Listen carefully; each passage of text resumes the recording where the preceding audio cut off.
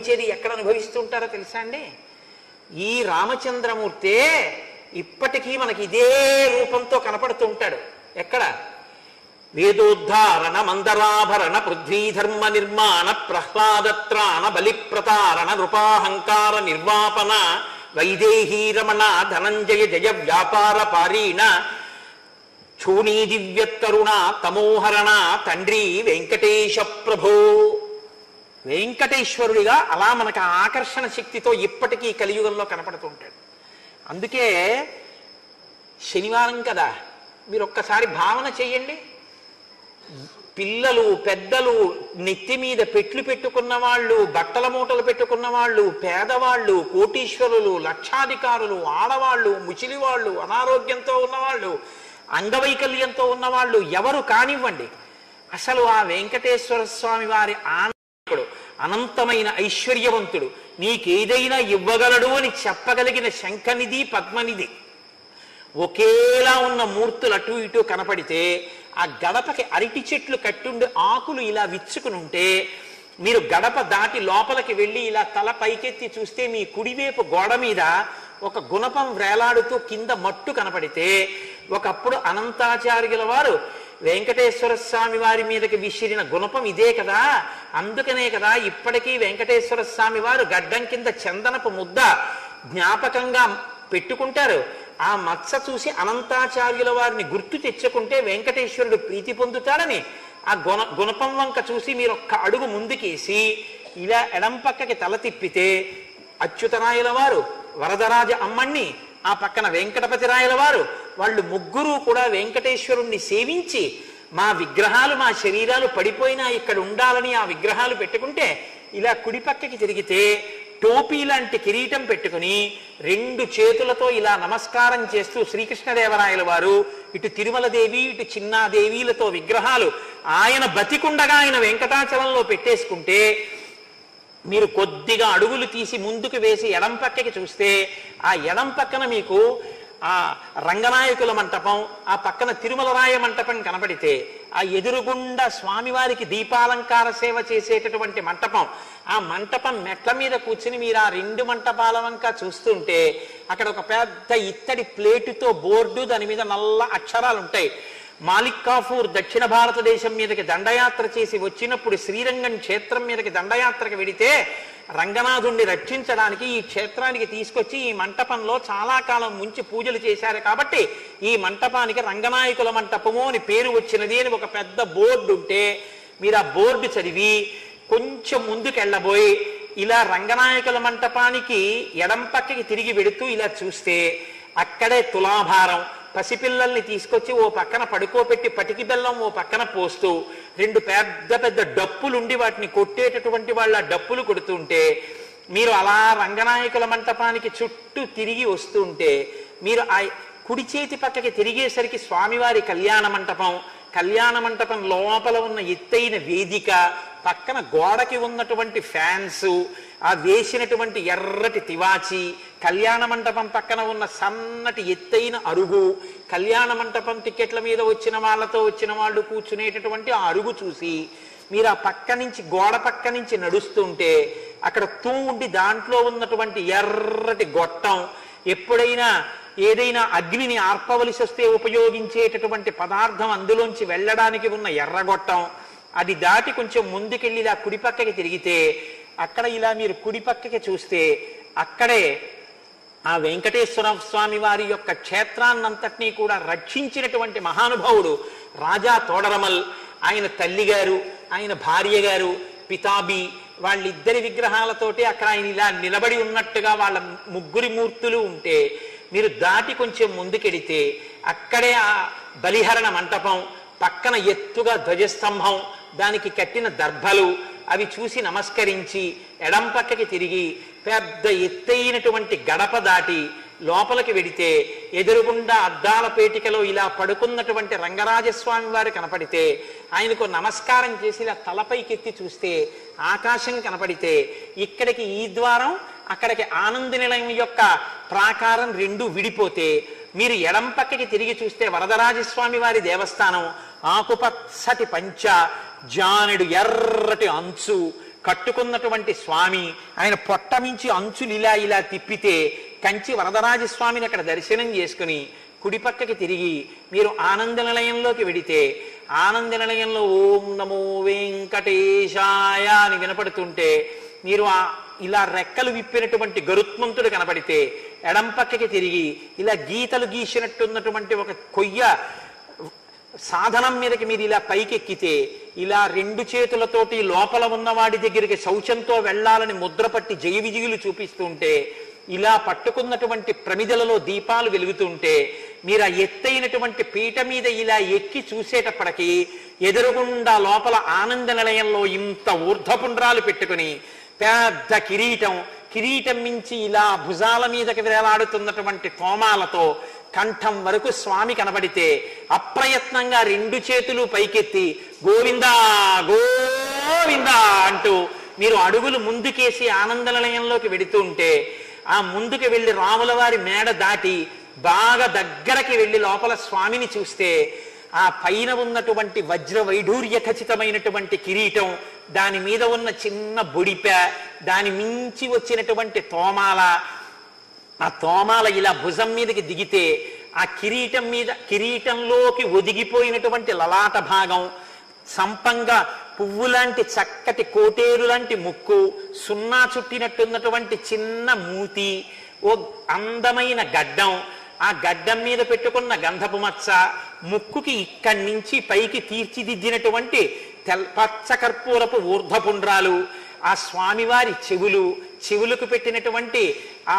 మొసళ్ళ వంటి ఆభరణాలు, వాటిని ఆ చెవులకి తరిగొండ వెంగమాంబ గారు వర్ణన చేస్తే మొసలి పిల్లల్ని పెట్టారు అంటారు. అలా ఆ కర్ణాభరణాలు, ఆ స్వామివారిని కిందకి చూస్తే చక్కటి భుజాలు, ఆ కుడి చేతిలో పట్టుకున్నటువంటి చక్రం, ఎడం చేతిలో పట్టుకున్నటువంటి శంఖం, విశాలమైన వక్షస్థలం, శ్రీదేవి భూదేవి వాళ్ళకి చుట్టినటువంటి తెల్లటి పుష్పమాలలు, ఆ కిందకొస్తే సన్నగా ఉన్నటువంటి నడుం, కొద్దిగా అమ్మవారిలా ఇలా నడుం కొద్దిగా వంగినటువంటి స్థితి, ఆ సన్నటి నడుం కిందకి చూస్తే బలిష్టమైనటువంటి తొడలు, ఒక చెయ్యి ఇలా పెట్టి అందరికీ అభయం ములిచ్చు చేయి కందువకు మంచి బంగారు చేయి, వజ్రవైఢూర్యాలతో మెరిసిపోతున్నటువంటి ఆ హస్తం,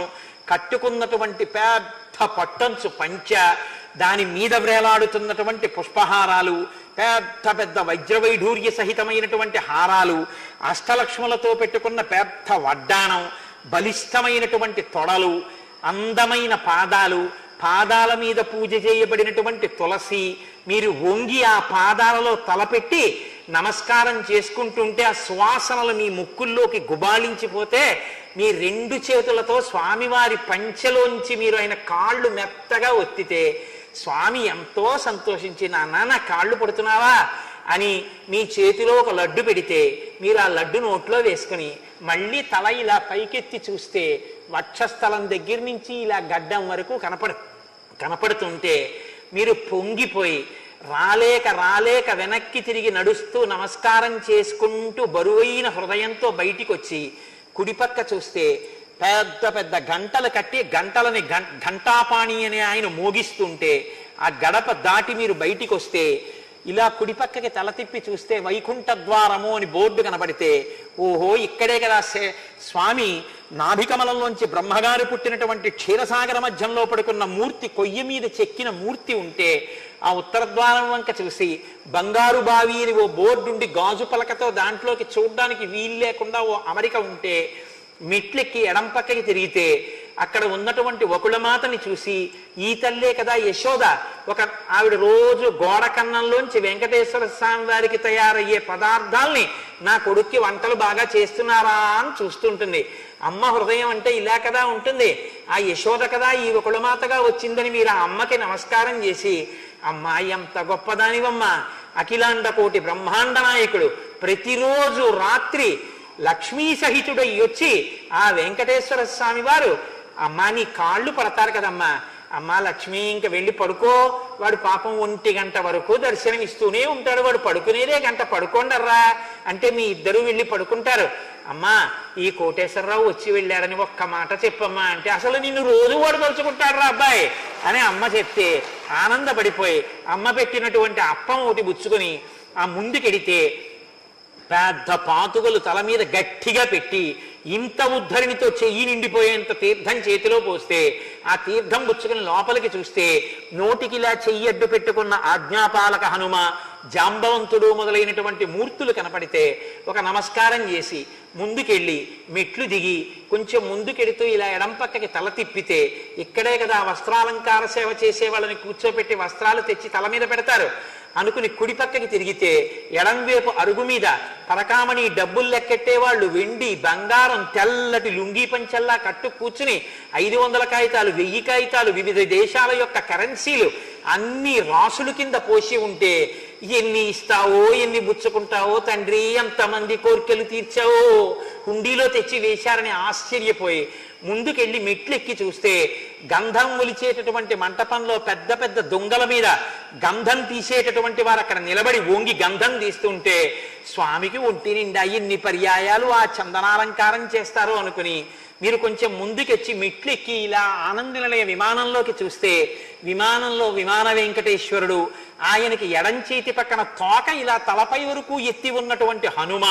ఆయన కుడి చేతి పక్కనేమో ఆడుకుంటున్న బాలకృష్ణుడు, బాలకృష్ణుడి పక్కన రెక్కలు విప్పినటువంటి గరుత్మంతుడు బంగారు మూర్తులుగా మీకు దర్శనమైతే సంతోషించి నమస్కరించి కిందకి దిగి మీరు 4 అడుగులు ముందుకేసి పైకి అరుగు మెట్లెక్కితే ఎడం చేతి పక్కన యవ్వనంలో యువకుడుగా ఉన్నటువంటి రామానుజాచార్యుల వారి గుడి కనబడితే అక్కడ ఒక నమస్కారం పెట్టి 3 అడుగులు ముందుకేస్తే ఆరగించి కూర్చున్నాడు అల్లవాడే అని అన్నమాచార్య స్వామి కీర్తన చేసినటువంటి నరసింహస్వామి పెద్ద పెద్ద దంస్ట్రలతో మోకాళ్ళు ఇలా పైకెత్తి ఇలా 2 చేతులు పెట్టి కూర్చుంటే ఈ పైన ఉపరితలాలు గోళ్ళు వేళ్ళు ఆ ముఖం అందం ఆ ఊర్ధపుండ్రాలు కట్టుకున్న పంచ ఆయన్ని చూసి ఒక నమస్కారం చేసి ఆయనకి ప్రదక్షిణ పురస్సరంగా కిందకి దిగుతూ ఉంటే మెట్లు కుడి చేతి పక్కన ఇచ్చట కూర్చుండరాదు అని అక్కడ ఉన్నటువంటి ఓ పళ్ళెం, అక్కడ స్వామివారికి అలంకారం చేసే ఊర్ధపుండ్రాల కర్పూరం ఇక్కడే కదా అరగదీస్తారనుకుంటే అక్కడి నుంచి కిందకి దిగుతూ ఎదురుగుండా చూస్తే ఒక ఫ్రిడ్జ్ లాంటి బాగా అద్దం పెట్టేసి ఉన్న చోట వెండి ట్రేలు పెట్టి దాని మీద స్వామివారికి అలంకారం చేసేటటువంటి పుష్పమాలలు వాడిపోకుండా అలాగని మంచు తగిలి చెదిరిపోకుండా ఉంచవలసినటువంటి సమశీతల స్థితిలో ఉన్నటువంటి ఉన్నటువంటి గది, అందులో పెట్టబడిన పుష్పమాలలు, అక్కడక్కడ అంటుకున్నటువంటి మంచు బిందువులు,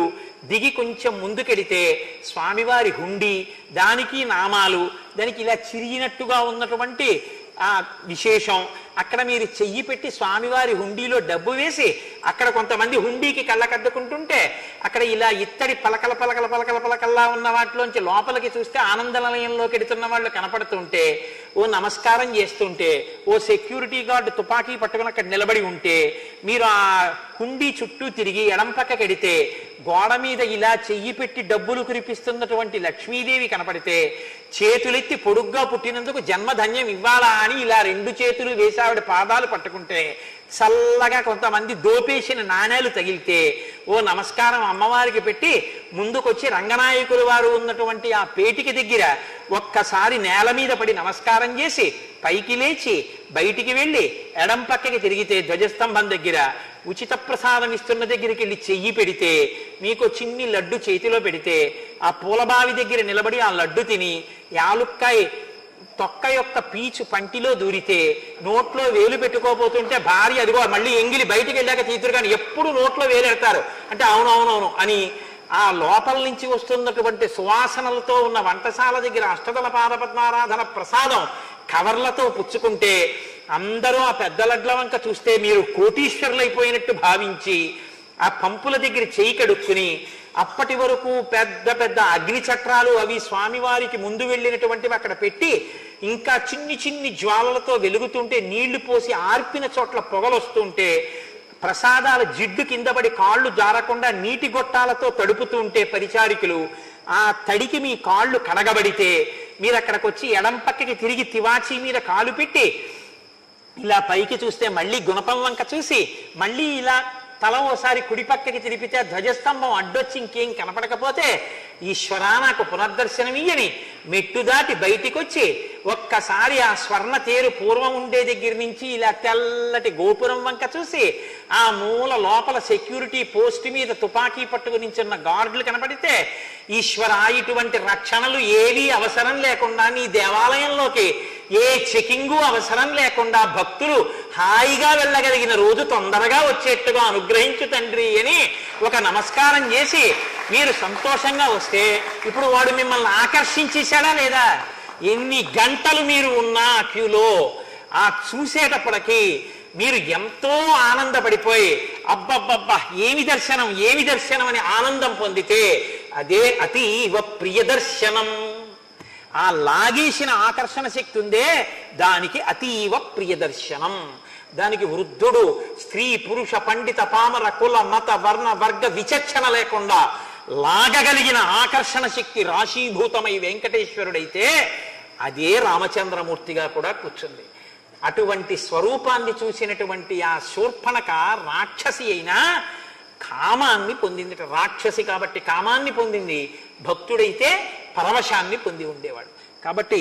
ఇవాళ శూర్పణఖ పొందినటువంటి రామదర్శనం అన్న ఆనందం దగ్గర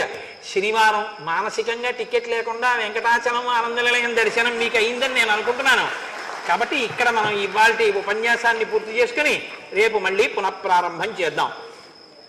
మనం ప్రతిరోజు చెప్పుకున్నట్లే చక్కగా ఒక్కసారి రామనామాలు 11 పర్యాయాలు చెప్పుకుందాం. ఆ తర్వాత చాలా ముఖ్యమైనటువంటి అనౌన్స్మెంట్ ఉంటుంది. కాబట్టి మీరు శ్రద్ధాళువులై కూర్చుని ఉండేదరుగాక. శ్రీరామనామము రామనామము రమ్యమైనది రామనామము రామనామము రామనామము రమ్యమైనది రామనామము దారి నుంటిగా నడచు వారికి తోడు నీడే రామనామము రామనామము రామనామము రమ్యమైనది రామనామము నారదాది మహామునీంద్రులు నమ్మినది శ్రీరామనామము రామనామము రామనామము రమ్యమైనది రామనామము ఆలు బిడ్డల సౌఖ్యమున కన్నను అధికమైనది రామనామము రామనామము రామనామము రమ్యమైనది రామనామము బ్రహ్మ సత్యము జగన్మిథ్యాభావమే శ్రీరామనామము రామనామము రామనామము రమ్యమైనది రామనామము ఎందరో మహానుభావుల డెందమాయను రామనామము రామనామము రామనామము రమ్యమైనది రామనామము శివుడు గౌరికి బోధ చేసిన చిన్మయము శ్రీరామనామము రామనామము రామనామము రమ్యమైనది రామనామము తత్వశిఖరమునందు వెలిగే నిత్య సత్యము రామనామము రామనామము రామనామము రమ్యమైనది రామనామము చిత్తశాంతిని కలుగ చేసిడి చిత్స్వరూపము రామనామము రామనామము రామనామము రమ్యమైనది రామనామము చూపు మానసమొక్కటై మరి చూడవలయును రామనామము రామనామము రామనామము రమ్యమైనది రామనామము బ్రహ్మపుత్ర కరాబ్జ వీణా పక్షమైనది రామనామము రామనామము రామనామము రమ్యమైనది రామనామము శరణు శరణను విభీషణునకు శరణమొసగిన రామనామము రామనామము రామనామము రమ్యమైనది రామనామము దాసులను రక్షించదయగల ధర్మనామము రామనామము రామనామము రామనామము రమ్యమైనది రామనామము రేపు ఒక పెద్ద పండగ, ఒక అద్భుతమైన పండగ. రేపు ఉదయం పెద్దలకి కూడా అవకాశం ఇవ్వాలి అని నిర్ణయం చేశారు. కాబట్టి పెద్దలు పిల్లలు అందరం ఒక్క 45 నిమిషాల సేపు మౌనమైనటువంటి రామలేఖన యజ్ఞాన్ని చేద్దాం. రామచంద్రమూర్తికి పూజలో చెప్తారు, రామా నీ కింకరులు నీ భక్తులు చూడు దేవాలయంలో కూర్చుని రామనామలేఖనం మొదలుపెట్టారు, నీ నామం రాస్తున్నారు, రామా నువ్వు చూసి కాపాడు అని చెప్తారు, మొదలు పెడతారు. అన్ని చోట్ల బెల్స్ మోగుతాయి, స్పీకర్స్ పెడతారు. ఆ బెల్స్ మోగ్గానే రాయడం మొదలు పెడతాం శ్రీరామ శ్రీరామ శ్రీరామ అంటూ. దీనికి ఏం పేపర్ లాగేసుకోవడం టైం అయిపోవడం అలాంటివి ఏమి ఉండవు. రాసేసిన తర్వాత పట్టుకెళ్ళి రామాలయంలో ఇచ్చేయడం. రామచంద్రమూర్తి యొక్క మాడ, నేను మీరు రాసిన దానికి సంతోషించి మిమ్మల్ని నేను కృతార్థుణ్ణి చేస్తున్నాను, మీ వెంట నేను మీ ఇంటికి వచ్చేస్తున్నాను. నమ్మిన వాడికి అంతే. నన్ను పాలింపగ నడచి వచ్చితివా అంటారు త్యాగరాజస్వామి. ఆ రాముల వారి ఫోటో తీసుకొచ్చిస్తే, స్వామి ఇంత బడలిక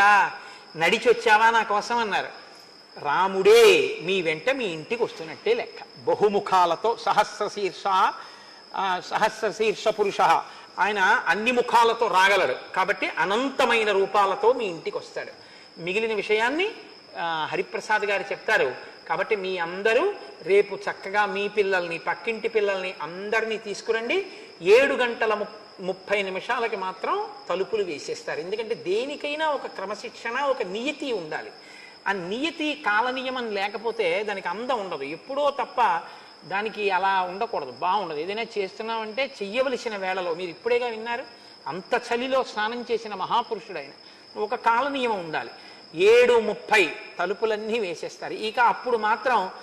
ఆ లోపలికి పంపి రామనామం రాసేటటువంటి అవకాశం